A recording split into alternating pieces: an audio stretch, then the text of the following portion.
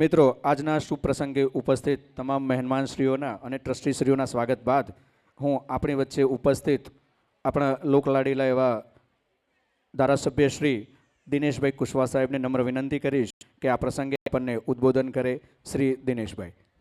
આજરોજ બાલકૃષ્ણ વિદ્યાલયના વાર્ષિક સાંસ્કૃતિક કાર્યક્રમમાં ઉપસ્થિત હાઈસ્કૂલના ટ્રસ્ટી મનુભાઈ પટેલ, મારા સાથી કાઉન્સલર, મારા ભાઈ એવા ભાસ્કરભાઈ ભટ્ટ, મારા ભાઈ શ્રી કનુભાઈ પટેલ, જીતેન્દ્રભાઈ ઠક્કર, આચાર્યશ્રીઓ અને સમસ્ત મંચ પર બેઠેલા સૌ મહાનુભાવ અને આ સ્કૂલમાં પધારેલા સૌ વાલીઓ અને ભૂલકા બાળકો, આ વાર્ષિક કાર્યક્રમ એક વ્યવસ્થાના ભાગરૂપે હમણાંથી જ આ નવી સિસ્ટમ ચાલુ થઈ છે કે દરેક સ્કૂલ એનું વાર્ષિક કાર્યક્રમ ઉજવે છે.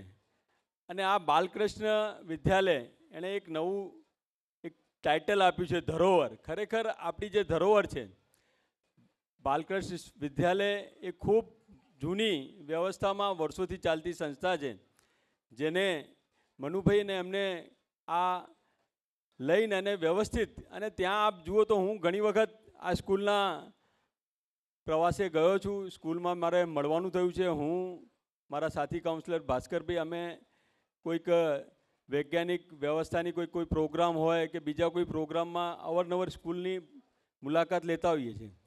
ત્યાં ગરીબ બાળકોને સરસ રીતે શિક્ષણ આપીને અને સિસ્ટમમાં દરેક વ્યવસ્થા, સંસ્કાર ને વ્યવસ્થા જે શીખવાડવાનું કામ એ બાલકૃષ્ણ વિદ્યાલય ખૂબ સરસ રીતે કરી રહી છે. એટલે એમને ખૂબ ખૂબ અભિનંદન આપીએ છીએ આપણે કે ખૂબ સરસ પ્રોગ્રામ અને એક ગરીબ બાળકોને ખૂબ સારી વ્યવસ્થા કરવાનું કામ એ બાલકૃષ્ણ વિદ્યાલય કરી રહ્યું છે.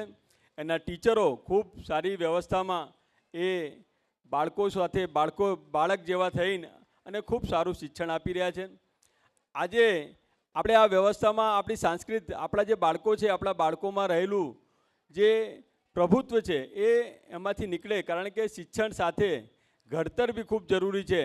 કારણ કે આપણે આપણા બાળકોને મનોરંજનને દરેક વ્યવસ્થામાં આપણે સેટ ના કરીએ તો એને એક આનંદનો અનુભૂતિ ના થાય. ખાલી શિક્ષણ સાથે એને સાંસ્કૃતિક કાર્યક્રમો જે આપણી વર્ષોથી આપણી ધરોહર રહી છે, એ ધરોહરમાં આપણા ત્યાં તમે જોયું હશે કે આપણા ત્યાં લોકો એવા સંગીત ગાતા હતા કે લોકો વરસાદ પડે એવી સંગીતની પ્રથા હતી. એટલે આપણે દરેક વ્યવસ્થામાં આપણા જે જૂની સંસ્કૃતિ છે એ જૂની સંસ્કૃતિને આપણે જાળવી રાખીએ અને જાળવીને અને એને આગળ વધારવા માટે દરેક સ્કૂલમાં સારી જે બી સ્કૂલો છે એ દરેક વાર્ષિક પ્રોગ્રામો કરતી હોય છે. અને એ પ્રોગ્રામો પહેલાં એ પ્રોગ્રામો સ્કૂલની અંદર થતા હતા. હવે એક સારા કોન્સેપ્ટમાં આ પ્રોગ્રામો થઈ રહ્યા છે અને આ પ્રોગ્રામોમાં આપણા બાળકોમાં રહેલી જે પ્રવૃત્તિઓ છે એ ઉજાગર થાય અને એમાં જે કલા છે એ કલા નિખરે. એના માટે આ વાર્ષિક પ્રોગ્રામોની વ્યવસ્થા દરેક સ્કૂલ તરફથી કરવામાં આવે છે. અને બાલકૃષ્ણ વિદ્યાલય ખૂબ પ્રોગ્રેસ કરીને આગળ વધે અને આ બાળકોના વિકાસ માટે જે રીતના એક સરકારી સંસ્થાઓ જે કામ કરતી હોય છે એવી રીતના કામ કરવાનું જે ભાવ છે એ બાલકૃષ્ણ વિદ્યાલયમાં છે. એ સરકારી સંસ્થાઓમાં જે રીતના નાના એક ફીમાં જે કામ કરવાનું કામ છે એ બાલકૃષ્ણ વિદ્યાલયમાં થાય છે. ફી ખૂબ નજીવી ફી લઈને અને સેવા ભાવે આ કામ કરનારી આ સંસ્થા છે કે લોકોની સેવા થાય. સેવા કોઈ એમાં પૈસા રળવાની વ્યવસ્થા નહીં, પણ આમાં સેવા કરીને અને બાળકોને આ દેશની વ્યવસ્થાને સુદૃઢ કરવા માટે જો કોઈ કામ કરતી હોય તો એ બાલકૃષ્ણ વિદ્યાલય કરે છે. એમને હું ખૂબ ખૂબ અભિનંદન આપું છું. ખૂબ પ્રોગ્રેસ થાય અને ખૂબ આગળ વધે, મારા બાળકો આગળ વધે એવી આ શુભકામના આપીને મારી વાણીને વિરામ આપું છું. ભારત માતા કી જય. જય જય ગરવી ગુજરાત.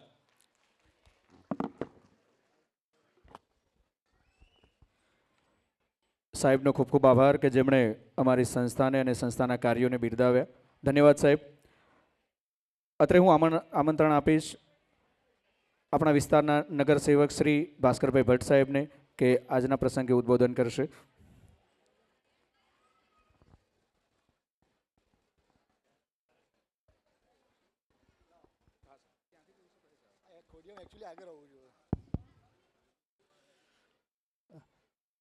આજના વાર્ષિક સાંસ્કૃતિક પ્રોગ્રામમાં આપણા જ વિધાનસભાના લોકપ્રિય અને સ્થાનિક ધારાસભ્ય શ્રી દિનેશસિંહ ખુશવા, મંચસ્થ મહાનુભાવો, આવેલા વાલીગણ અને વાલા ભૂલકાઓ, 2047નું વિકસિત ભારત બનાવવાનું સપનું માનનીય નરેન્દ્રભાઈ મોદીનું જે રીતે સાર્થક થઈ રહ્યું છે, એમાં એક કલગી આપણી બાપુનગર વિધાનસભા એટલે સરસપુર, રખિયાલ અને બાપુનગરમાં પણ આપણે બધા માનનીય ધારાસભ્યના નેતૃત્વમાં આપણે ખૂબ વિકાસનું કાર્ય કરી રહ્યા છે. કદાચ આ સાંસ્કૃતિક પ્રોગ્રામ બાલકૃષ્ણ હાઈસ્કૂલનો મંગલ પાંડેમાં છેલ્લો હશે. હવે આપણે સરસપુરમાં જ આંબેડકર હોલ તોડીને લગભગ બનવાની તૈયારીમાં છે. તો હવે નેક્સ્ટ પ્રોગ્રામ આવતા વર્ષે અમારા આંબેડકર હોલમાં જ રાખજો, એટલે સરસપુરમાં જ આપણો પ્રોગ્રામ થાય, એટલે મંગલ પાંડે સુધી આવવું ના પડે.